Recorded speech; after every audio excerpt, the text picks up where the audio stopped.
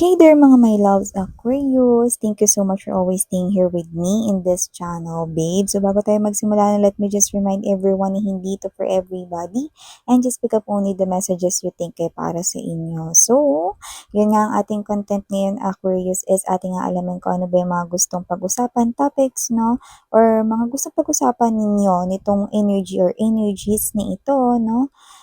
Sa pagitan ninyong dalawa. So, yun nga, no, wala po tayong gender here, ba, lalaki, LGBT, lahat kayo welcome. Pwede nyo rin pong pagpalit-palitin yung roles kung gusto ninyo. And syempre, at the end of the day, palagi po kayong may free will. Hi and hello new subscribers! Ako po si Yan, welcome. At sa mga returning viewers, thank you sa inyong walang sawang tambay. So, yun nga mga babes, kung hindi nyo pa knows, meron pa po tayong other channel. Ang link po is nasa ating description box. Kaya kung interesado rin kayong tumambay dyan din, kita-kita din po tayo there. So, let us see, Aquarius, what do we have here for you guys? Thank you so much, Archangel Michael, together with the angels and spirit guides, and even ancestors of Aquarius. Ano po yung mga gustong pag-usapan na topic sa pagitan nitong energy or energies, depende sa ating mahahagip, no? Sa pagitan nila at ni Aquarius, can you please show me? Cross-watchers ni Aquarius, welcome din. May Aquarius placement sa kanilang natal or birth chart. Welcome, welcome. Topics or mga gustong pag-usapan sa pagitan nilang dalawa ni Aquarius, can you please show me? Mga gusto nilang pag-usapan with Aquarius, can you please show me messages? What do we have here for Aquarius?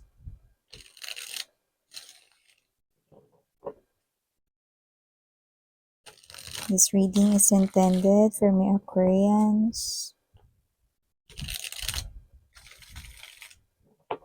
Aquarius.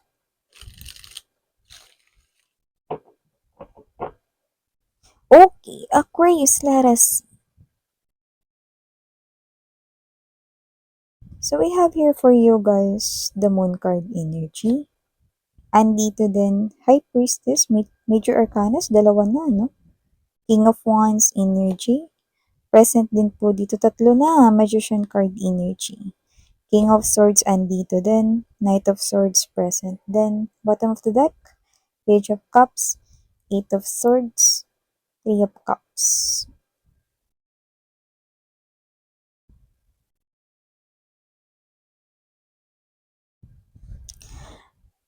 Okay. So, nakikita ko dito, energy na to mga babes, no? Parang matagal mo na siyang kilala, yung iba close kayo, lumalabas bilang friend mo rito, no? So, kung sino man siya rito, nakikita ko rito mga babes, no, that this is someone here who wants na magawa mo yung mga gusto mong gawin. Kung may mga pangarap ka, no, gusto nila maabot mo din yun, yung energy na ganun. Yan, no? So, kung sino man to, pwedeng friend mo to, or pwedeng someone close to you. Okay? So, nakikita ko rito, no, that this person here is someone na nasa tight situation. So, meron siyang pinagdadaanin ngayon, and it could be a friend, or it could be, you know, a relative or someone close to you. So, kung sino man siya, parang ang energy niya rito is, alam niya na meron ka ring mga ginagawa sa life mo. Alam niya na meron ka ring mga pinupursue, inaasikaso, no? May mga nakikita tayo dito na iba't ibang mga situations or circumstances, no? Pero, ayaw niya naman makadagdag dito, pero parang gusto niyang lumapit sa'yo, makipag-usap, you know? Humingi ng tulong, you know, yung iba financial yung tulong na gustong hingin, pero alam rin niya na parang kailangan mo rin ng pera, okay? Or kailangan mo rin nun. Yan. So, parang as much as possible, ayaw niya makaistorbo sa'yo, pero ikaw rin naman yung naiisip niya rito na pwede niyang lapitan, you know? Yung iba, pwedeng alam niya kasi na meron kang nakatabing pera, pero yung iba naman, pwedeng alam niya rin kasi na madali kang lapitan, madali kang kausapin, no? Madali kang hingan ng pabor, Yan, sabi ko nga sa inyo, maaaring ito ay kaibigan o taong malapit lang sa inyo or malapit sa inyo. Yan. May pinagdadaanan din siya dito, no? So, pwedeng nung huli kayong nag-usap or 'pag nag-usap kayo rito, mapansin mo yung parang energy niya is parang medyo mabigat, no? Or medyo malungkot. Kasi kahit na hindi niya banggitin yung problema niya, no? Maaaring maramdaman mo yun sa kanyang energy. So, kung sino man siya na may problema din siya rito, you know, at maaaring yun ay pinansyal at yung iba naman hindi pinansyal pero parang gusto ka lang nila ritong makinig sa kanilang problema or sa kanilang kinakaharap rito ni issue or concern pero ayaw nilang makadagdag sa isipin mo. Yan. Yung iba baka best friends nyo to. Yan. So, kung sino man siya, nakikita ko rito na as much as possible, iniisipan niya rito ng sariling paraan, no, or gumagalaw or gumagawa siya rito ng paraan para masolusyonan yung sarili niyang problema rito, Aquarius, no. Pero, nakikita ko rito na itong tao na to, no, is posibleng makipag-usap pa rin sa'yo, no. Kasi ikaw yung pinaka nakikita niya ritong puwede niyang lapitan patungkol dito. Oo, alam rin niya na kailangan mo 'yan or kung pinansyal man 'yan, alam niya na kailangan mo rin 'yan. Pero nakikita ko rito na isa kasi itong bagay na importante din sa kanya. So, posibleng ang pag-uusap nito ay mangyari pa rin with the Knight of Swords energy, no? Strong Knight of Swords energy, and there's this King of Swords. May desisyon ditong gagawin, no? Kung saan magdedesisyon siya rito na kausapin na talaga kayo ng bongga. You know, from Knight of Swords naging King of Swords na ito. So, ibig sabihin, itong tao na to, no, kahit na at first na may concern siya sa'yo dito, ayaw niya makadagdag sa isipin ng problema mo, wala pa rin siya rito ibang malalapitan kundi kayo, Aquarius, you know? So, ang pag-uusapan ninyo rito has something to do with, meron siya ritong bagay na kailangang umpisahang gawin kasi maaring may pressure or meron na rito na parang diin sa sitwasyon, you know.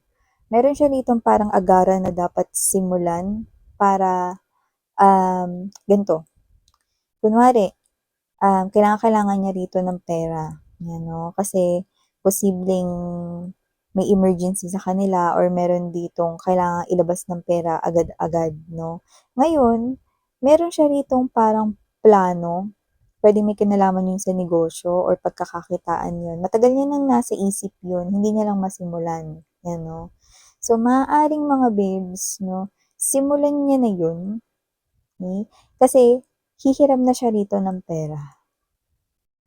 Kung ano man yung bagay na yun, posibleng yun ay sideline, negosyo, 'yan 'no, or kung ano man, 'yan.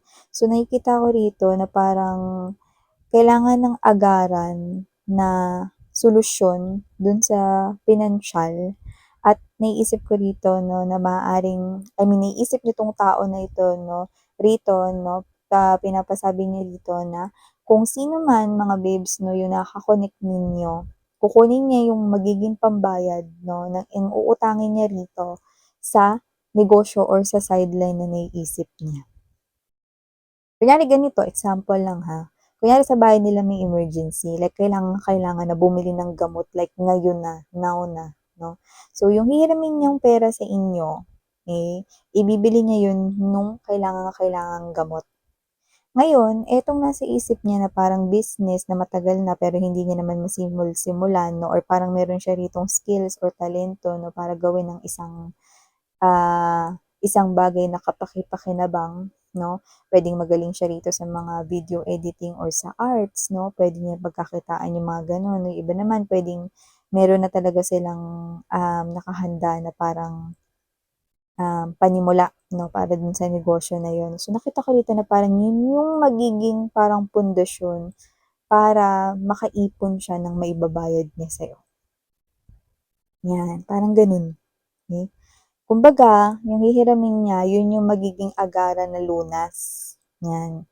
Tapos yung pambayad niya sa'yo, dun niya kukunin sa naiisip niyang plano na matagal na, yan 'no. So, kung sino man siya, na problemado rin talaga siya rito 'no, tsaka parang nilapitan niya na rito ang halos lahat ng mga kakilala niya, pati yung inyong circle of friends 'no. kung siya man ay parte rito ng inyong group, yan 'no. So nakikita ko dito na itong person na 'to 'no is usually siya yung energy na medyo tahimik lang or pinakatahimik sa barkada. Feeling na parang, may feeling kayo na parang siya ay introvert or baka homebody lang siya, hindi pa lalabas, hindi pala gala 'no.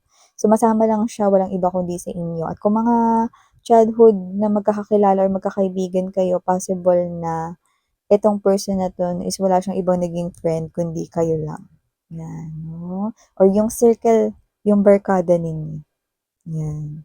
Yung iba ulitin ko lang, hindi siya friend, possible na siya ay family member or relatives ninyo 'no. Pero ngayon nalulungkot siya rito tsaka tahimik lang siya. Siya yung klase ng energy may pagka-sensitive ta's minsan dinidibdib niya yung problema, ano.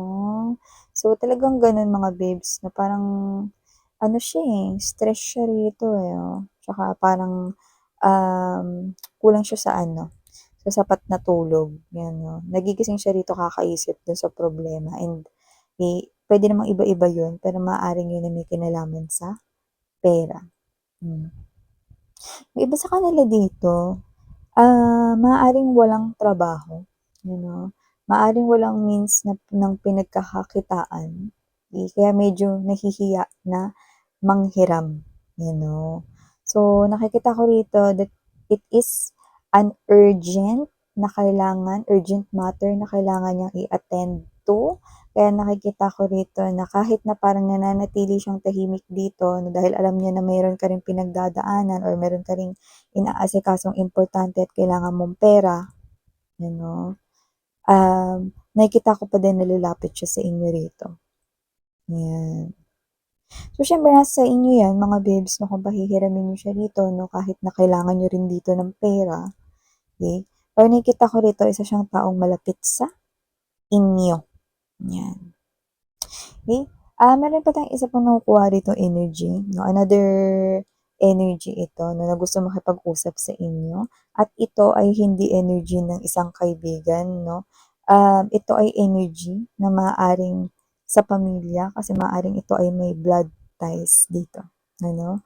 So nakikita ko rito na ito 'no, ito ay hindi naman mabigat na energy dahil kung sino man siya rito parang ewan ko meron bang malapit ng mag-birthday na parents niyo rito or lolo't lola malapit na mag-birthday ano or baka kapatid 'no.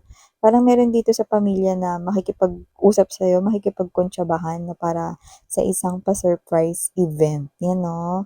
So, maaaring merong okasyon na paparating or meron ditong, gustong i-congratulate sa loob ng family, may blood ties. Maaaring yung iba naman puwedeng best friend ninyo pero parang kapatid niyo na rin yung turing sa kanya, 'yan 'no. So, nakita ko rito 'no, na kung sino man ito, maaaring magkaroon rito ng sorpresa, 'yan 'no.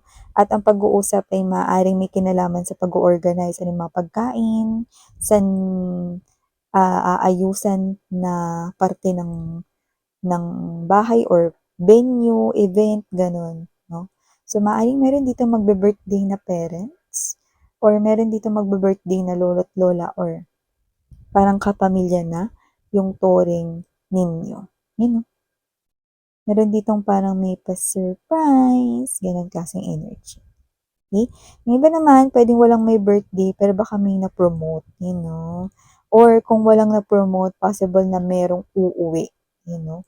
Uuwi na kamag-anak na posibleng tumira ng matagal sa ibang bansa, bibisita ngayon 'no, or puwede naman nagtrabaho ng matagal sa ibang lugar, nadestino sa ibang lugar, sa ibang bansa, uuwi ngayon, 'yan. So, may gano'n 'no, may gano'ng selebrasyon 'no. Iba puwedeng pa-surprise, family reunion, handaan, ganyan 'no. So, wow, ang taray may kainan. 'Pag may inimbita kayo mga babes 'no, puwede pa silang mag-Sharon Cuneta 'no, balutin ang lumpia. Balutin mo, ako 'yan 'no, naalala ko yung ulam namin, sarap ng ulam namin. Lumpiang toging gulay 'yan 'no, so grabe. So yun nga mga babes 'no, wala tayong, gender dito 'no, pero nakita ko rito ng energy na kung meron mang uuwi 'no, galing sa ibang bansa, masculine energy. you know. Puwedeng malakas yung loob niya, matatag yung kanyang personality. Puwede rin naman na siya ay literal na mature guy or mature male. Yan yung nakukuha natin dito. Alright, so ito yung mga mensahe na nakuha ko para sa iyo, Aquarius. Thank you so much sa oras mo. Muli ako po si Yan. Sarang Hiya, Love in Light. Annyeong.